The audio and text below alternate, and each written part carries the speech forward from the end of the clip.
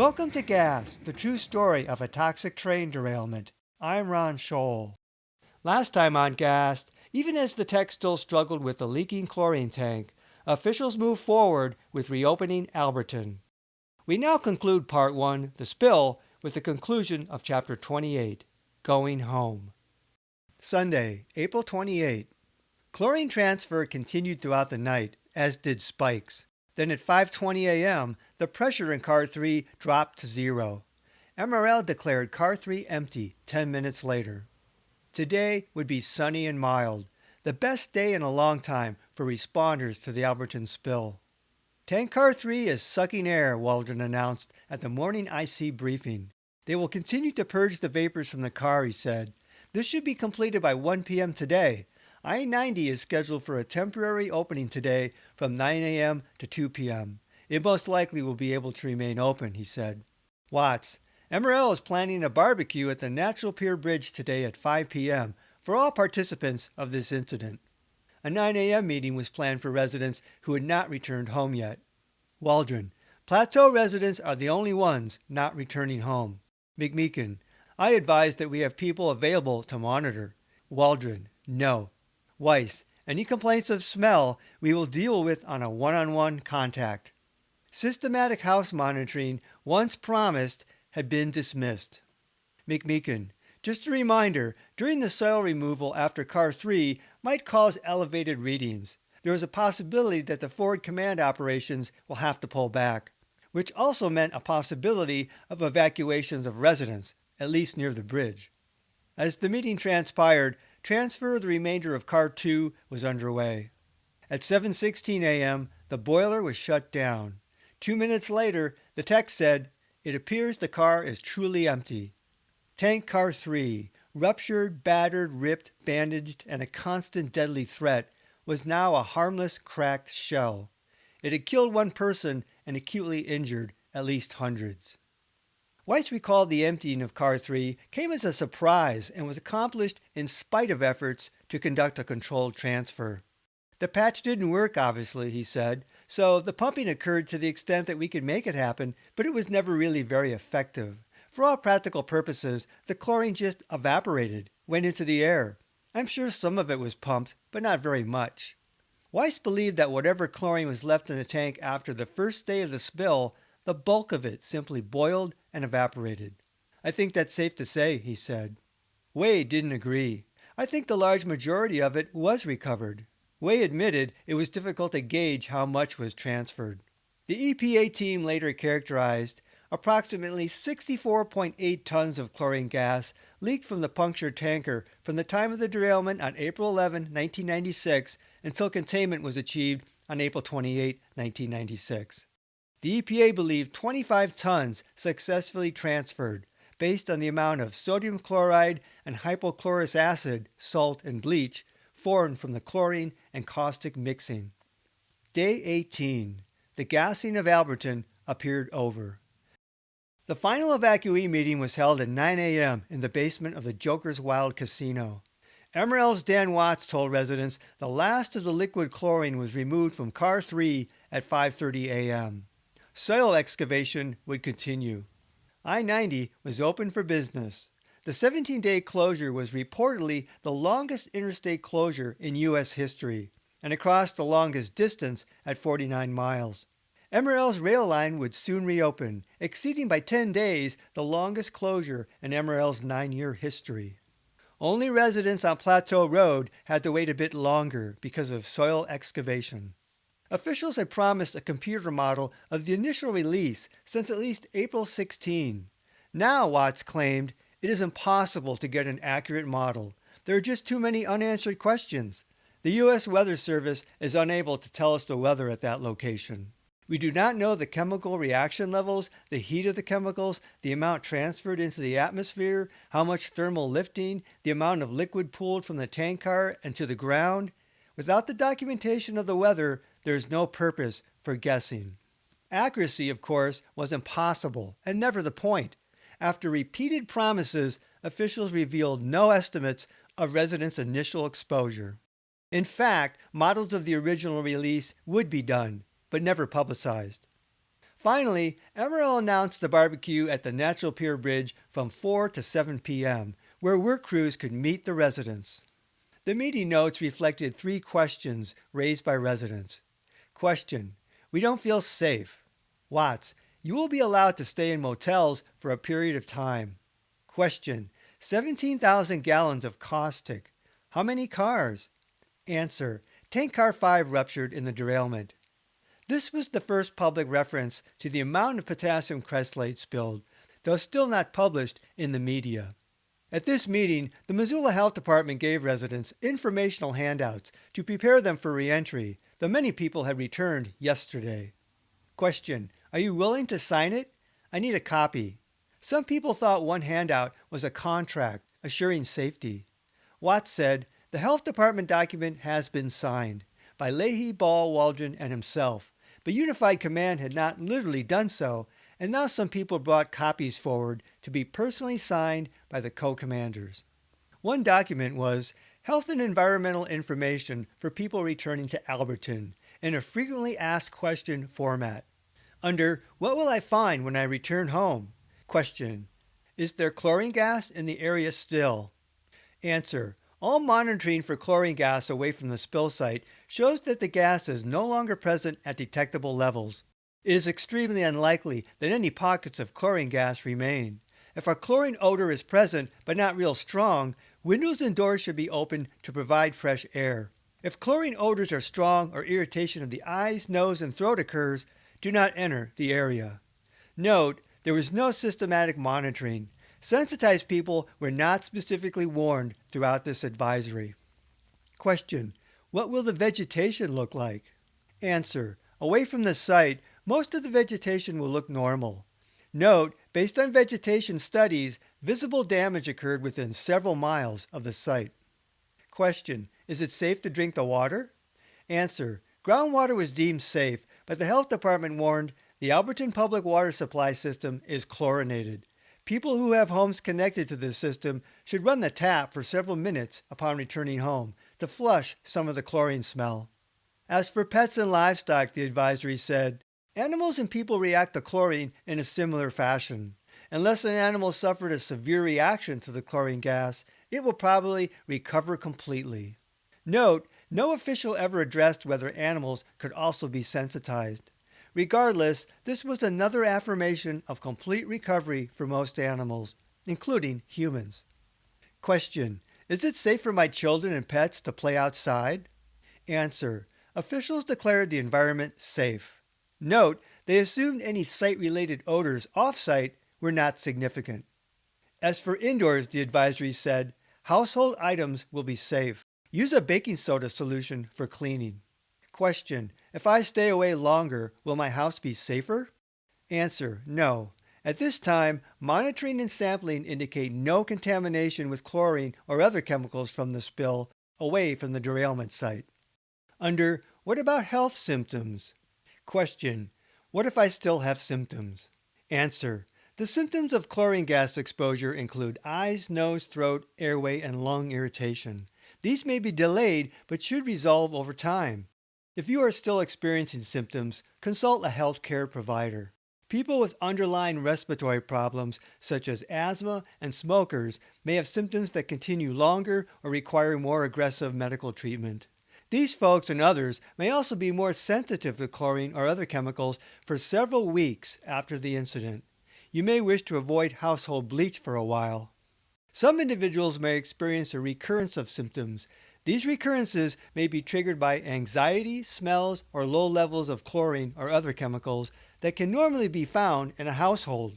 In addition, the residual contaminated soil from the liquid potassium cresylate spill may produce an odor that bothers some people, but others may not smell it at all. Note, this handout did not mention specific sensitivity symptoms or how close to the site was necessary for people to be to smell odors or be bothered. Question: what are the long-term effects of chlorine gas? Answer: people who have suffered a severe reaction to the chlorine gas and required hospitalization may develop chronic lung problems. Those who have had low to moderate exposures will probably have no long-term health problems from the gas.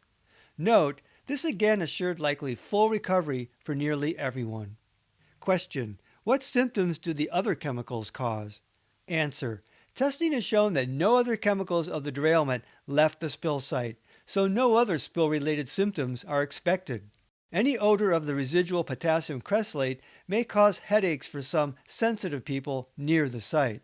Note, this was an immediate contradiction. Dr. Kochen had also listed nausea, vomiting, and dizziness as reaction to site odors, and sensitivity also included respiratory and other reactions. Under what about the other chemicals? Question: what about the pesticide smell some residents have reported? Answer: the smell that some residents have noticed is probably from the spilled potassium cresylate, a liquid which can have a very pungent odor, and possibly also from the acid at the spill site. These compounds can be smelled by some people at levels far below concentrations which pose a health concern. This odor should be decreased now that the contaminated soils have been excavated and contained. Note, this acknowledgement of a pesticide-like smell related to the site was stripped of health consequences, especially to sensitize people. But the health department had already acknowledged symptoms. In effect, the health department was telling residents that any cresylated-related symptoms were not a significant health concern. Question: what about the chemicals that mixed together during the spill? Answer: the mixture formed some chlorinated compounds called chlorophenols. These compounds were not found beyond the spill itself. Note, the health department did not try further to account for people smelling pesticide-like odors far from the site during visits and having reactions. In sum, Leahy's advisory made scant mention of sensitivity symptoms. Quote, any odor of the residual potassium cresylate may cause headaches for some sensitive people near the site. The only additional direct mention to sensitivity, quote, people with underlying respiratory problems and others may also be more sensitive to chlorine or other chemicals for several weeks after the incident. Headaches were the only specific symptom mentioned related to sensitivity. Leahy left out the symptoms of nausea, vomiting, and dizziness, which the Poison Control Center had also related to site odor. Most notably, respiratory symptoms were not mentioned. And finally, an indirect sensitivity reference. Quote, some individuals may experience a recurrence of symptoms that may be triggered by anxiety, smells, or low levels of chlorine or other chemicals that could normally be found in a household. The residual contaminated soil may produce an odor that bothers some people. A separate handout with similar advice made no mention at all of sensitivity. Fundamentally, it was left up to chemically exposed people to subjectively determine further health risks upon reentry. Chris Weiss consulted with Leahy on the handouts. MRL's evacuee meeting handout stated emphatically that officials, quote, agree that it is safe for all Alberton area residents to return home at this time, with the exception of people living on West Plateau Road. Go home. Beyond this limited information, some residents claim they were not warned about sensitivity symptoms upon their reentry. At the April 26 evacuee meeting prior to Saturday's reentry, the only public comments that Leahy made regarding sensitivity symptoms were summarized as, quote, water, you may be sensitive to chlorine smell for a while. Chemicals, you may notice some smell. Some do, some don't. There may be a residual smell. Symptoms, you may continue to have symptoms. Get in touch with your healthcare providers. Smells, of course, signified chemical exposure, but this was not stated. Leahy recalled understanding that the odor could drift off-site. The odor, she said, yeah. Weiss recalled, oh, I think you could smell it in Alberton, if the wind was blowing correctly and if the sun was beating down. You know, it was starting to warm up.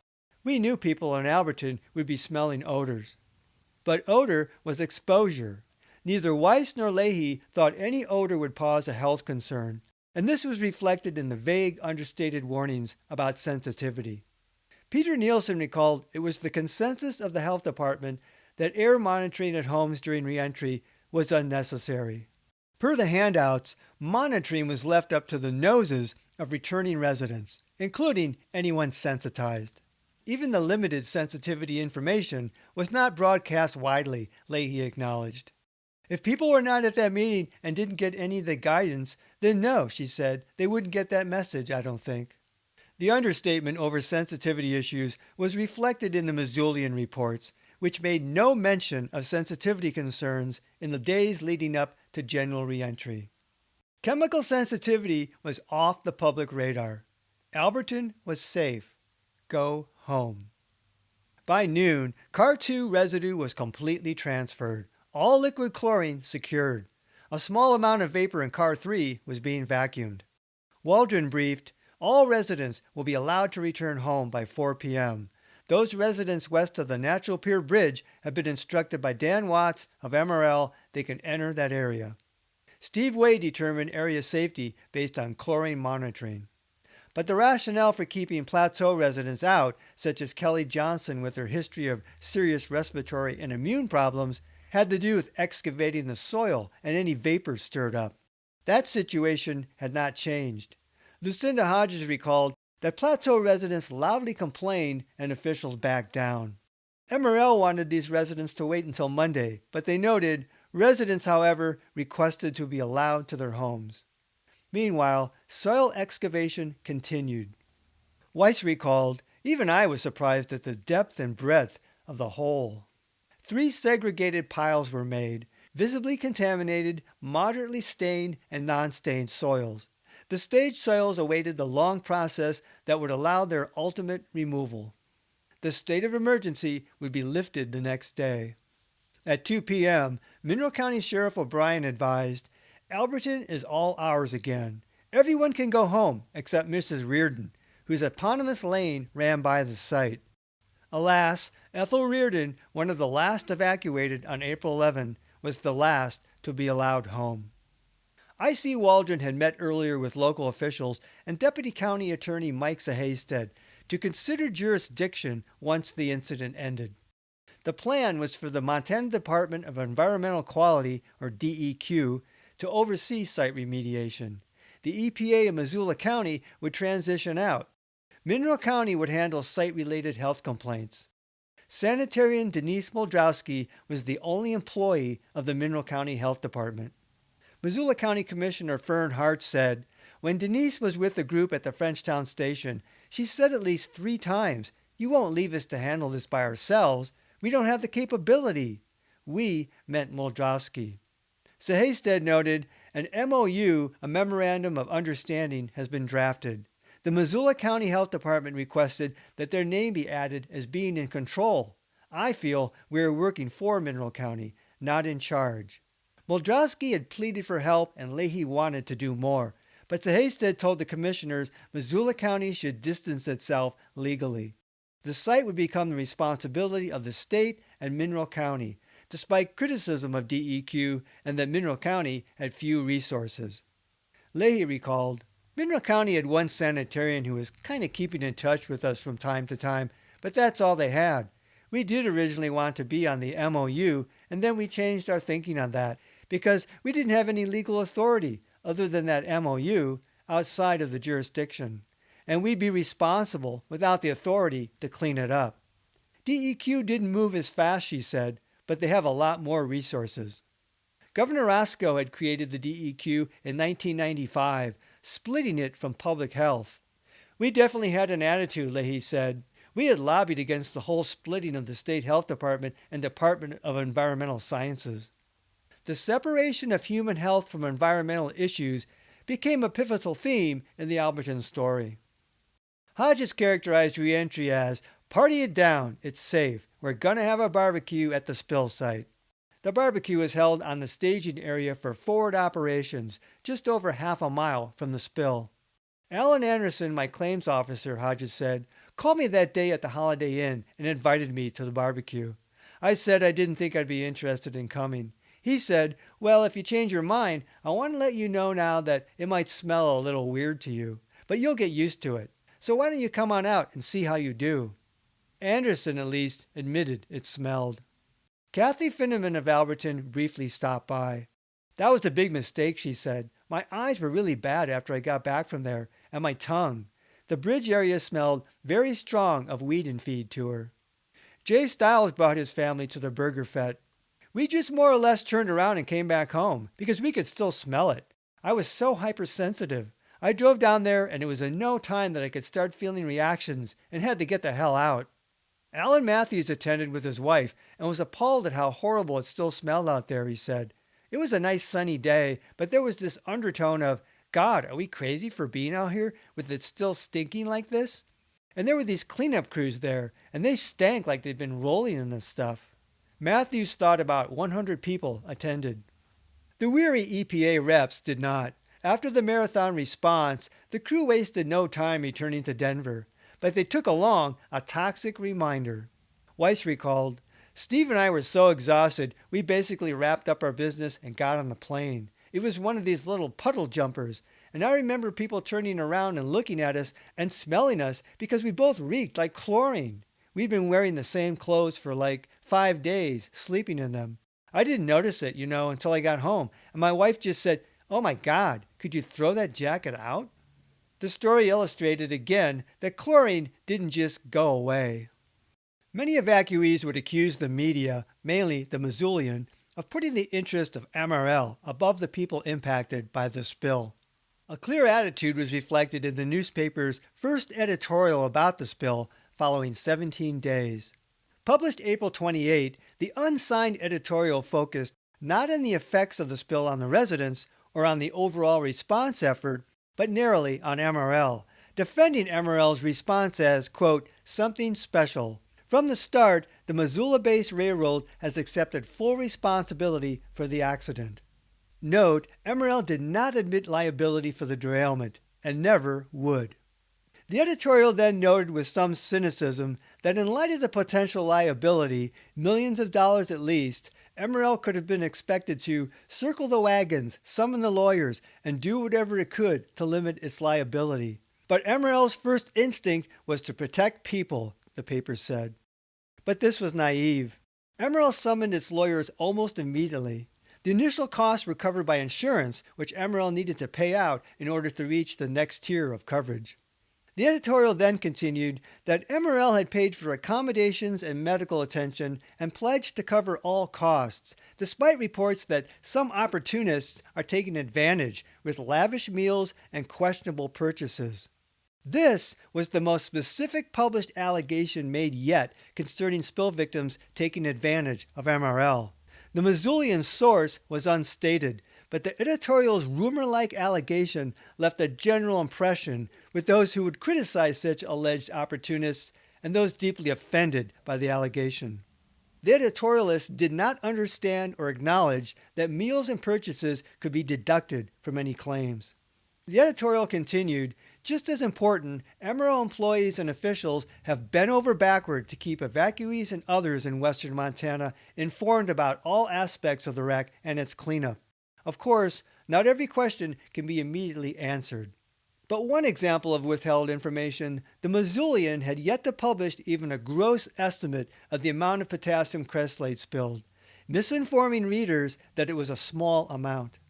The editorial concluded, the railroad must be held accountable for this terrible mess and the harm it inflicted. But let's also give MRL and its employees the credit they're due. Their response has been most honorable and admirable. During the 17-day evacuation, the Missoulian made no investigation into residents' complaints of smells and symptoms during visits. Neither this nor any future Missoulian editorial ever mentioned ongoing health problems and complaints of spill victims. While the editorial spotlighted MRL, praise for the overall response had been cited in Missoulian stories. But there were no publicized criticisms about the response other than those from a few seemingly disaffected residents. Remarkably, not even a post-incident critique would be documented by any agency. The local media praised the response but produced no journalistic appraisal. The Missoulian served as the main chronicler of the popular story of the Alberton spill, the most complete archive available to the general public. In the public eye, nothing had gone wrong with the response. The perception? This was an accident. Tragically, one man who shouldn't have been on the train had died. It was a difficult challenge to control the chlorine, and in the end, the area was safe for return, and most everyone was expected to fully recover from their exposure. The Missoula County Commissioners later jointly wrote an editorial thanking people who had helped in various ways during the evacuation. But they also raised several cautionary what-if scenarios. What if the winds were prevailing heavily west to east with no rain to dampen the cloud, they asked. What if it occurred in an area between a large part of the population and the hospitals? What if the corporate entity involved were not responsive or were not headquartered here in Missoula County or in Montana or even in the United States? But those were what ifs. On April 30, 2 days after full reentry, the Missoulian put the final seal of approval on resolution of the incident. A pictorial spread chronicled a return to normalcy for Alberton over the weekend. A husband and wife sharing homemade beer Saturday afternoon. A woman hanging laundry in the evening. A mother and her 2-year-old saying bedtime prayers, thanking God for letting us sleep in our own beds tonight. And cars parked outside a town bar late at night. On Sunday morning, an old man fed his chickens. There were no published complaints from residents. Alberton had returned to normal, and normal was good. But for many residents, a crisis continued. MRL continued to negotiate with about 50 ACE members distrustful of returning, offering to continue to pay for housing while working with them on a day-to-day basis. Spokesperson Linda Frost assured in the Monday Missoulian it's entirely safe for these people to return to their homes. ACE spokesperson Paris Young said MRL would not budge on our main thing, which is individual testing on homes and property by an independent lab. Frost said thousands of tests have proven Alberton safe for return, vastly misrepresenting the sampling done for chlorinated compounds. The story did not address the holdouts' complaints of odors and symptoms. Hodges recalled William Brodsky's appearance at the Friday evacuee meeting. He gave a wonderful glowing speech that they'll be there for the long haul, no claim is too big or too small, the whole reassurance thing. And I believed him. I did. I believed that we weren't just going to be totally screwed. I just didn't think it was possible. No official spoke of remediation of homes. Hodges said many people looked to Leahy to safeguard their interests. We feel they sent us back in when it was not safe for everybody, she said. There's a lot of animosity, especially from a lot of the mothers, toward Ellen Leahy, because she was seen as the only person standing between us and the railroad on these safety issues. We felt she was patronizing us and not taking our symptoms seriously. When we went home and we were being exposed to pesticide smells and phenol smells, what did baking soda to clean with have to do with that? Hodges recalled that friend Deb Giannicaro went home on Saturday the 27th. And she came back devastated in tears, Hodges said. And I think just about every woman I know did that the first day they went home. She would go in every day and clean her home and come back and stay at the hotel. She did that for about a month until she felt the house was ready. We all just knew that it was altered. Even though they said it was safe, it just didn't feel safe. I wasn't going. And then, of course, once I tried, I really knew that I was in trouble. Next time on Gas, the true story of a toxic train derailment. We begin Book 2, The Long Haul. In Book 2, many residents return to an environment and homes that make them ill and begin to understand that chronic chemical sensitivity will follow them wherever they go. Some of them begin a journey to try and get answers to their illness by seeking help from government agencies, including the EPA's National Ombudsman, who agrees to open a case. Some also seek compensation and justice in lawsuits and begin to question whether the train wreck that wrecked their lives was truly an unforeseeable accident, as the railroad company claimed. Until then, this is Ron Scholl. Thanks for listening. This podcast is adapted from the book Gas, the true story of a toxic train derailment. Visit Amazon.com to see the 2-book series. To access support material in the book, such as maps, photos, illustrations, and video links, visit my Facebook page Gas, the true story, or watch my Gas playlist on my YouTube channel at RL Scholl.